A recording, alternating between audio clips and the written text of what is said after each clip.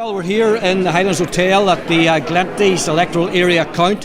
Harry Walsh of the Donegal News has been keeping a very close eye on things evolving in the Aura yesterday and particularly here today, Harry.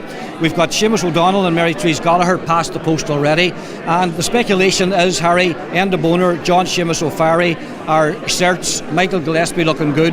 After that, it's a little bit unknown. Very much so, Charlie. The seventh count is imminent here now, and that'll be very, very important which man goes out next. It looks like the two men this side of the Gibara will be fighting for the last seat. That's Terence Loy of the outgoing council from Fine Gael and Ian Malloy from Fianna Fáil. Yeah, and I've talked to a few people since I came in here, Harry. 2 out of 3 years saying to me Ian Malloy possibly might going to shade this. Again, it's seemingly now for the count we're about to get, the Terence just jumped ahead of him again by 14 votes, 13 to 14 votes. The tally men are saying, so it's very, very tight, too tight to call. I wouldn't put your mortgage on it yet, don't I?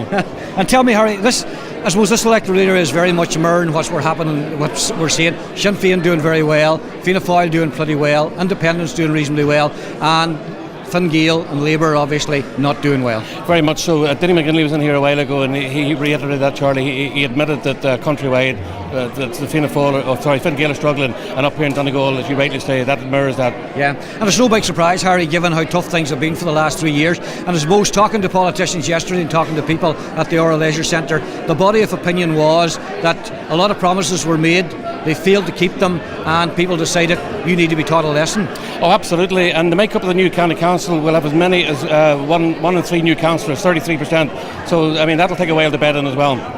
Bit of a story here with Enda Boner, I suppose, coming back into the fore for Fianna Fáil. He did feel a bit hard done by in the last occasion that he lost out, but you have to give him credit. He's come back with a bit of a bang here. He effectively replicated his vote he got 5 years ago, but with David Alcorn no longer running as well, he would got a bounce off David Alcorn. So Enda looks like he's okay, and John Shamey, that'll be the 4th seat, and Michael McGilligaspeg, he'll be the 5th seat, and as we said earlier on, it's down to the two lads this side of the Gibara. So we're looking at possible 3 for Fianna Fáil, 2 for Sinn Féin, and 1 independent.